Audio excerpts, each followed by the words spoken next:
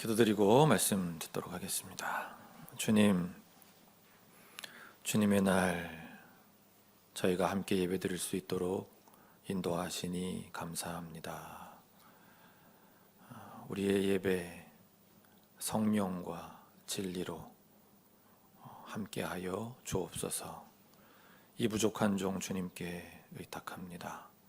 이 종을 붙들어 주시고 말씀을 전하는 자나 받는 자 모두 주님의 말씀 위에 그 삶을 세우는 큰 은총을 누리게 하여 주옵소서.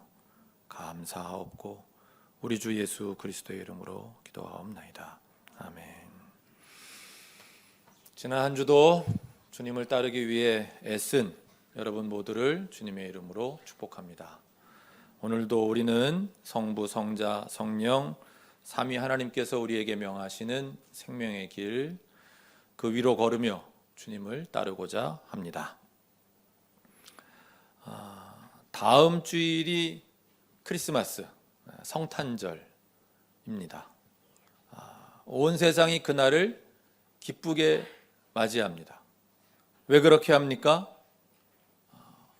알고 그러든 모르고 그러든 예수님이 태어나셨다, 예수님이 오셨다라는 것은 이 세상에 주님이 오셨다는 의미이기 때문입니다. 온 우주의 주님, 하나님의 영역인 하늘과 그리고 우리의 영역인 땅, 그 하늘과 땅 전체의 참 주인인 분이 오셨다. 그래서 우리가 해마다 그날을 기다리고 경축하는 것입니다. 그런데 그분이 어떤 모습으로 오셨던가요? 강자의 모습이 아닌 연약한 모습으로 오셨습니다. 가난한 집안에, 심지어 마국간에서 태어나셨습니다. 무슨 뜻입니까? 예수님은 세상이 기대하던 주님의 모습으로 오시지 않았다는 겁니다. 우리의 기대와는 전혀 다른 모습으로 오셨다라는 것입니다. 세상의 주님이신 분이니까 왕처럼 행동하실 줄 알았는데 전혀 그렇게 하시지 않았습니다. 그분에게는 사회적 지위도 없었고 부와 명예, 권력도 없었습니다. 사실은 이런 예수님의 모습은 우리를 꽤나 당혹스럽게 합니다. 말씀드린 것처럼 우리에게는 기대가 있거든요. 모름지기 온 세상의 왕이란, 온 세상의 주님이란 아마도 이런 모습일 거야 라고 우리가 상상하는 바가 있지 않습니까? 기대하는 바가 있지 않습니까? 멋있고 힘있고 모두가 그 앞에서 머리를 조아릴 만한 어떤 강한 모습으로 나타나실 것이라고, 그게 자연스럽다고 우리는 여기고 있는데, 그런데 주님의 모습은, 예수님의 모습은 가난하고 나약하고 그런 분이 세상의 주님이라니. 권력도 없고 부도 없고 명예도 없는 그런 분 말입니다. 그래서 우리는 당혹스러움을 지나 의심의 눈으로 그분을 바라보게 됩니다. 당신이 정말 온 세상의 주님, 우리 모두의 주님이 맞소? 라고 하는 의심 말입니다. 그런데 오늘 본문들은 반전을 보여줍니다. 우선 이사야 본문 7장 14절에 이사야는 이사야를 통해 하나님 이렇게 계시하십니다. 그분이 다윗 왕실의 사람이라고, 그리고 처녀가 잉태하여 아들을 낳을 것이라고. 또 하나, 그는 임마누엘, 즉 우리와 함께 하시는 하나님이라고 그렇게 예고하신 내용입니다. 사실은 이 임마누엘, 그의 이름은 임마누엘이다. 하나님의 부재를 경험한 유대인들, 유대 민족에게는 이게 엄청난 소식이거든요. 그런데 이 이사야의 때로부터 수백 년이 지나 로마서와 마태복음이 기록되던 시기가 되었을 때 로마서 본문 1장 3절에서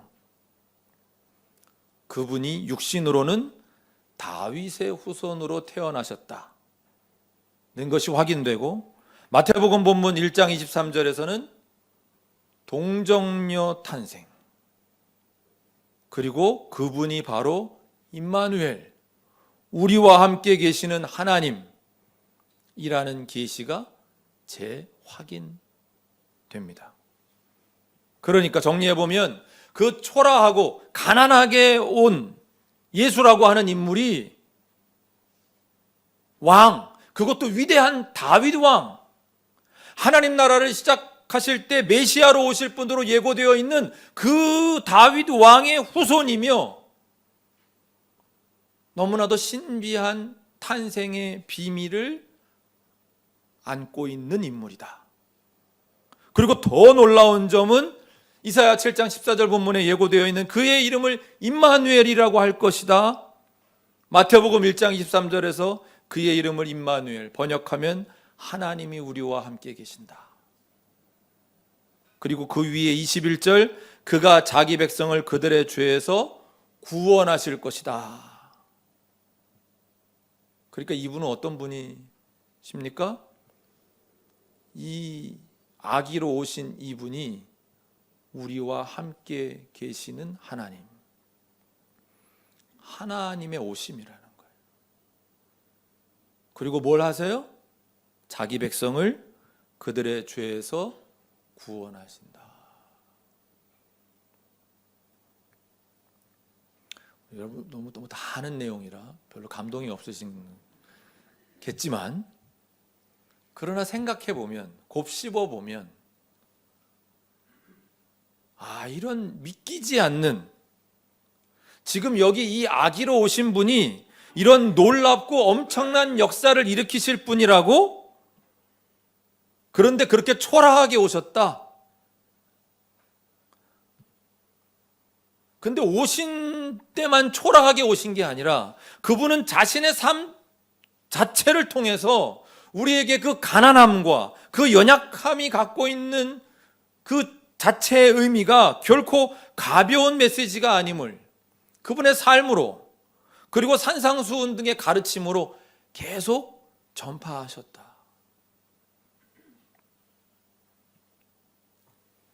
그러니까 이건 우리가 좀 생각해 보면 처음에 말씀드린 것처럼 상당히 좀 곤란하기도 하고 혼란스럽기도 하고 받아들이기가 너무 당혹스럽다고 해야 될까요? 믿기 어렵다고 해야 될까요? 예전에 우리의 가치관을 생각해, 제가 어렸을 때만 해도 가난함이 자랑인 때가 있었어요. 청빈이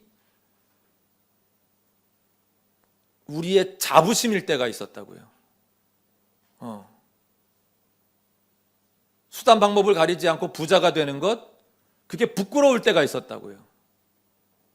그러니까 그때는 이렇게 가난하게 오신 예수님을 이해하고 받아들이기가 상대적으로 좀 덜 어려웠어요. 근데 지금은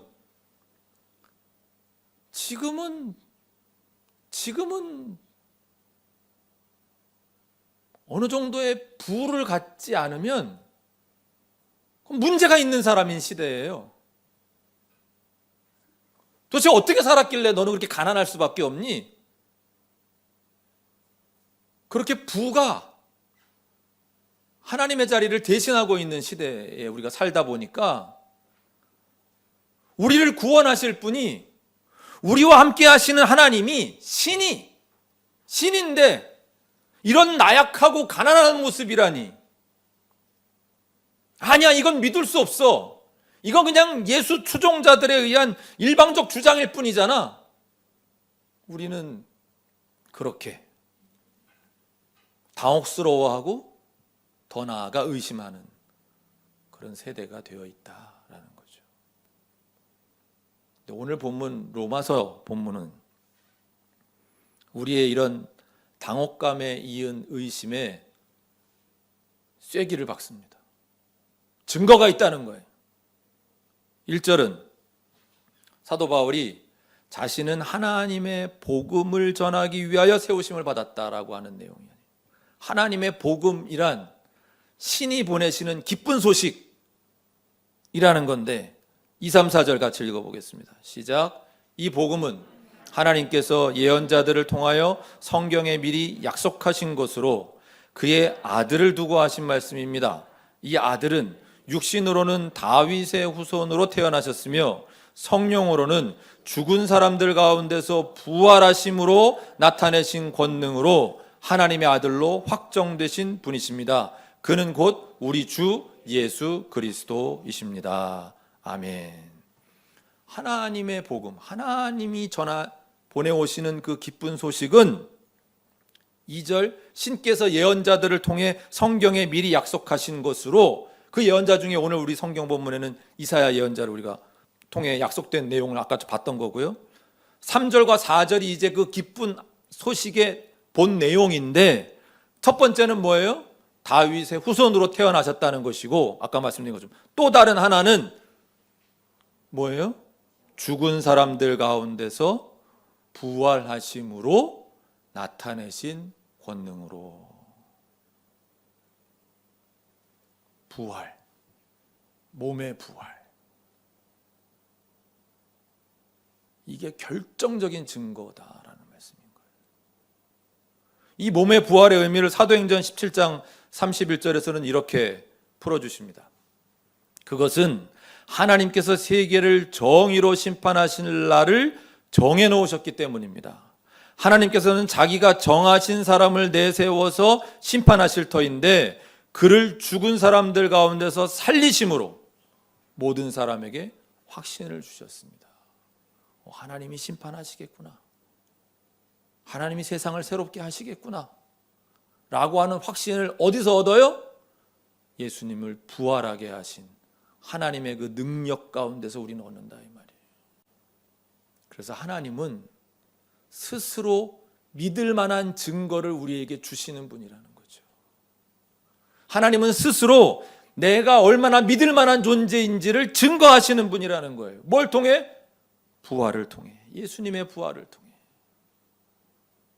이 앞의 내용만 보면 그분이 임마누엘이다, 동정녀 탄생이다, 다윗의 후손 중에 메시아가 온다, 이게 다 믿음이 좋은 분들은 믿을 수도 있지만, 그러나 뭔가 그 확신을 가질 만한 근거가 없어 보이는 그냥 추종자들끼리의 이야기 같은데, 그저 일방적 주장인 줄로만 알았는데, 이 부활 사건을 통해 뭘 깨닫게 된 거예요?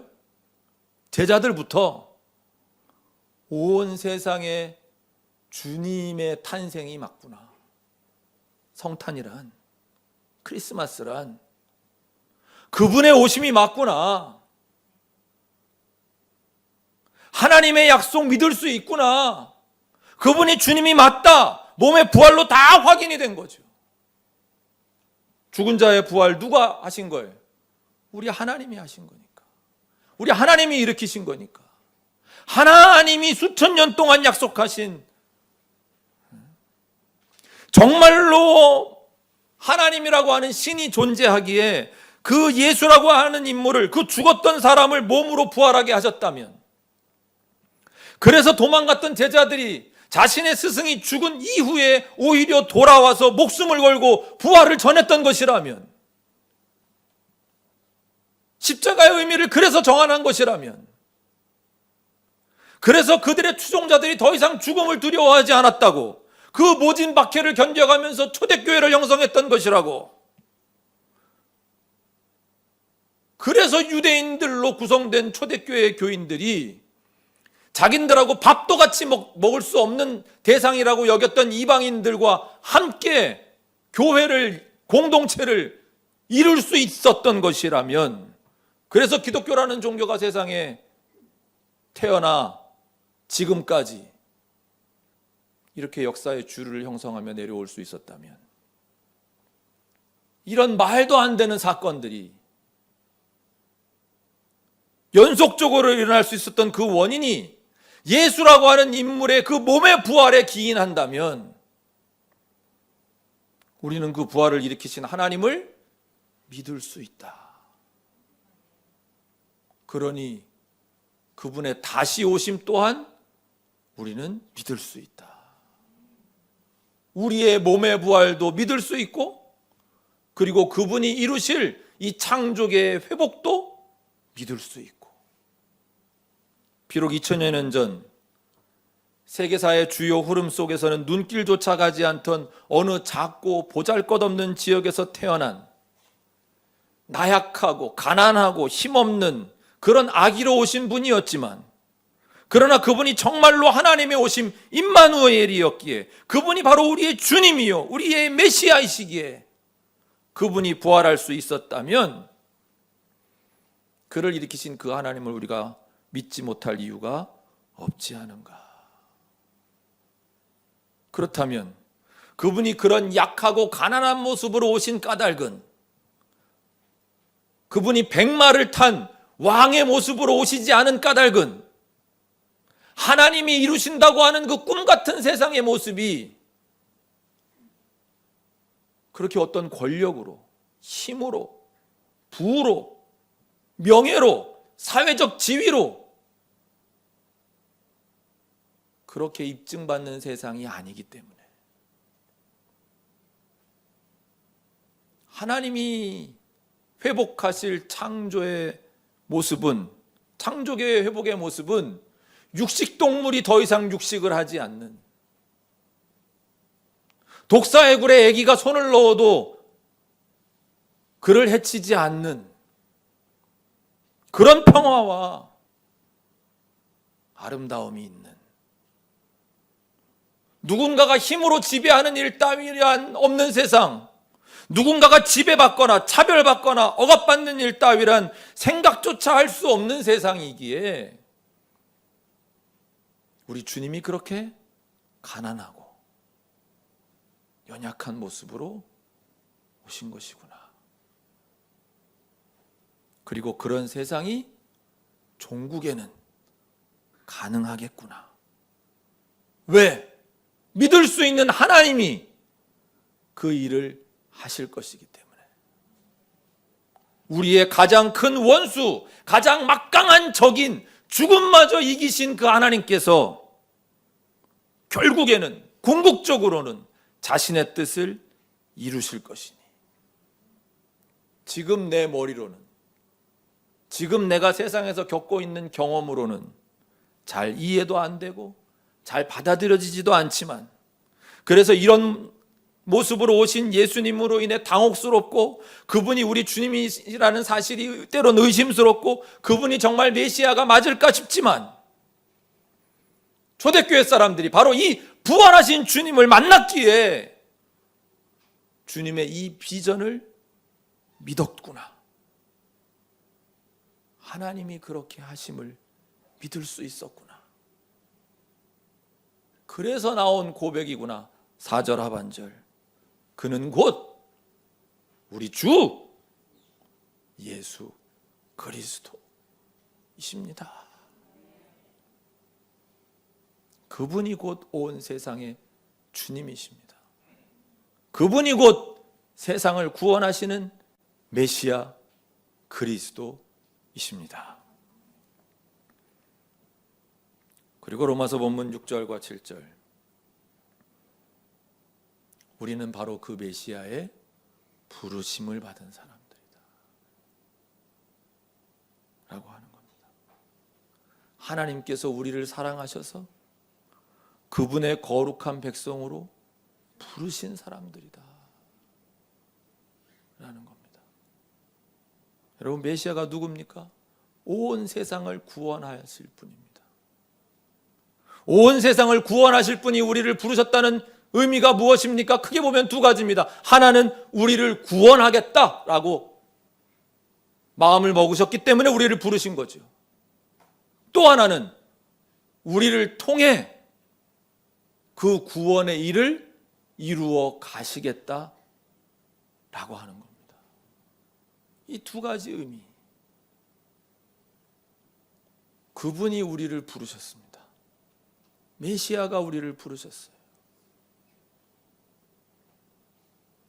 내가 뭘 잘해서가 아니라 우리를 사랑하시기에 우리가 아직 죄인 되었을 때에 우리를 부르신 겁니다. 여러분, 우리는 이 부름에 대한 감사가 있습니까? 감동이 있습니까? 감격이 있습니까? 우리 기독교인의 신앙생활은 도덕, 무슨 교리 이런 걸 지키는 걸로 자기를 수양하는 게 아닙니다. 우리에게는 메시아 되신 예수님의 그 부르심이 나를 향해 그리고 우리를 향해 있다고 하는 그 사실에 대해 한 감동, 감격, 그리고 감사. 이게 먼저입니다. 이게 먼저예요. 이것이 없었던 분이라면, 제가 임시봉사부서 많이 만들어야 된다고 말씀드렸지만 그게 없었던 분이시라면 안 하시는 게 좋습니다. 봉사. 이유는 아시겠죠? 그분이 먼저 나를 부르심에 대한 감동도 없고 감격도 없고 감사도 없이 신앙생활하고 봉사하고 막 이러다가 보면은 그건 뭐 그냥 스스로 몰라요. 내가 기독교인이 기독교인이 돼서 내가 뭐가 좋은지. 이거 그냥 다른 종교 다른 가르침 따르는 거랑 하나 다를 게 없어요. 뭔가 그거 해가지고 내가 공덕을 쌓아서 내가 복 받고 내가 좋은 데 가고 그래야 될 것 같처럼 생각하니까. 우리 기독교는 내 노력으로 구원을 얻어가는 거, 쟁취하는 거 아닙니다. 우리를 사랑하시는 그분께서 나를 먼저 부르신 겁니다. 우리는 다만 그 부르심에 응답하여 오늘 여기에 있는 것입니다. 이것이 분명해야 그래야 그 다음 진도 나갈 수 있습니다. 신앙이 성장을 하든 성숙해 가든 열매를 맺든 사역을 하든 뭘 할 수 있는 건 이거 다음입니다. 이사야 55장 1절 잘 아시죠? 같이 읽어보겠습니다. 너희 모든 목마른 사람들아 어서 물러나오너라. 돈이 없는 사람도 오너라. 너희는 와서 사서 먹되 돈도 내지 말고 값도 지불하지 말고 포도주와 젖을 사거라. 여러분, 주님은 우리를 이렇게 부르시는 겁니다. 돈도 내지 마. 값도 지불하지 마. 그냥 포도주와 젖을 사라. 뭐예요? 정말 너의 생존에 필요한 것들, 정말 너의 그 인생살이에 필요한 것들, 중요한 것들, 그런 것들은 내가 거저주마. 내가 거저주마. 너는 지금 목이 마르지 않아? 너 지금 목 마르잖아. 경쟁하며 사느라고, 아등바등 사느라고, 그 헛된 것 쫓느라고, 욕망에 사로잡혀 사느라고. 사실은 네 영혼이, 네 인격이, 네 인생이 지금 메말라가고 있잖아. 여기 생명수가 있다. 너를 구원할 메시아가 여기에 있다. 다시는 목마르지 않을 내 인생의 샘이 여기에 있다. 그냥 나오너라. 돈 필요 없다. 그냥 나와서 마셔라. 이 체험이 먼저라는 겁니다. 이 은총을 먼저 깨달아야 됩니다. 사역은 그 다음이에요. 종교개혁자 마틴 루터께서 이런 말씀을 했습니다. 오직 복음은 하나님 앞에서 인간이 어떤 기여를 해야만 한다는 강제에서 해방되는 것으로 이해되어야 된다. 여러분, 이 해방을 경험하셔야 돼요. 우린 불교인이 아니에요.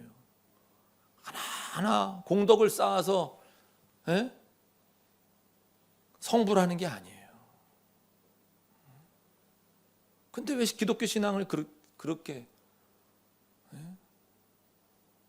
아니면 무슨 구원처럼 아주 그냥 뭐 몇 날 며칠에 구원받았다고 개판으로 살던가, 왜 그렇게 자꾸 양극단으로 가시냐고요. 그건 기독교의 가르침이 아니에요. 이게 첫째고, 두 번째, 이제 우리가 그분의 부르심에 응답한 이유, 이제 두 번째는 그런 거죠. 이렇게 그분의 부르심이 먼저 있었다라고 하는 사실에 감동하고 감격하고 감사한 사람은 그 부르심에 응답한 사람들의 삶에 이제 관심이 가게 되는 거예요. 그러니까 이건 다음이라는 거예요. 7절에 말씀하신 그 거룩한 백성의 삶은 어떤 모습이어야 되는 거지? 이건 다음이라고요. 그러니까 이런 거잖아요. 우리를 부르신 그분이 우리를 구원하시기 위해서 먼저 부르셨고, 그리고 우리를 구원하신 그 이유가 뭐라는 거예요? 그분이 그 이루시겠다라고 하는 그 뜻이 메시아 자신을 위한 게 아니잖아요. 온 우주를 구속하려는 데에 있다고 성경이 증언하잖아요. 로마서 8장 찾아보진 않겠습니다. 8장의 말씀처럼 온 창조계의 피조물들이 온 우주가 망가져가서 지금 신음하고 있는데, 그 망가진 온 창조계를 본래의 선함과 아름다움으로 회복하겠다는 것이 그분의 뜻이잖아요. 아니, 그 이상으로 더 선하고 더 아름답고 더 정의롭게 그렇게 재창조하시겠다는 그 뜻에 나를 부르신 그분께서 나를 구원하셔서 네가 그 일에 나의 대리인으로, 나의 청지기로 네가 핵심적인 역할을 좀 해줬으면 좋겠다 라고 하는 뜻으로 우리를 부르셨다는 거잖아요. 그래서 하나님의 그 부르심에 감격한 사람들이, 감동한 사람들이, 그래, 이거는 내가 한번 해볼 만한 일인데, 이건 내 인생에 얼마를 투자해 볼 만한 일인데, 가치가 있는데, 하나님이 회복하실 그 새로운 세상에, 그 세상을 미리 내다보면서 내가 그 정의의 어느 한 구석이라도, 그 아름다움의 어느 한 자락이라도, 그 선함에 내가 어떤 부분에라도 내가 함께 할 수 있다면, 내가 기여할 수 있다면, 오케이, 그 부르심에 응답합니다. 제가 여기 있습니다. 주님, 그 부르심에 응답한 사람으로 그 핵심적인 역할 우리가 한번 잘 해보면 어떻겠습니까? 말씀을 정리하겠습니다.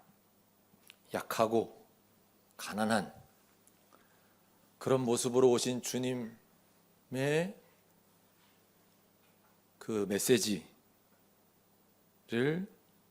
알아가는 이번 성탄절이 되면 좋겠다. 그리고 대림절기가 되면 좋겠다. 그리고 부활 사건을 통해 그분이 바로 임마누엘이심을, 우리와 함께 하시는 하나님, 우리의 주님이심을, 우리의 그리스도이심을 입증하고 계심을 깨닫자. 그리고 부활로 인해 하나님은 믿으신 분임을, 믿을 수 있는 분임을 드러내고 계신다고 하는 것, 그것을 우리가 알자. 그리고 우리는 그분의 부르심을 받은 사람들, 우리를 부르신 그 은총을 먼저 깨닫자. 그 감격, 그 감동, 그 감사를 되찾자. 그리고 그 부르심에 따라 하나님의 새 창조의 역사에서 핵심적인 역할을 감당하며 살자 하는 것입니다. 그리고 오늘의 시편 말씀은 여러분 이번 한 주간 렉시어 디비나 본문으로 삼으시면 좋겠습니다. 오늘 설교를 머릿속에 떠올리시며 그렇게 한 주간 묵상하시기 바랍니다. 기도드리겠습니다. 주님, 가난하게 오신 주님의 그 뜻 깨달을 수 있게 하시고 그분이 참 주인이심을, 참 메시아 그리스도이심을 분명히 깨닫고 돌아가는 저희들 될 수 있도록 도와주시옵소서. 그리고 그분이 부르신 그 부르심의 의미, 그리고 그 부르심에 응답한 자로서 여기 우리가 함께하고 있는 의미, 다시 한번 마음에 깊이 되새기는 이번 대림절기와 또 다가올 성탄절기가 될 수 있도록 도와주시옵소서. 감사하오며 우리 주 예수 그리스도의 이름으로 기도합니다.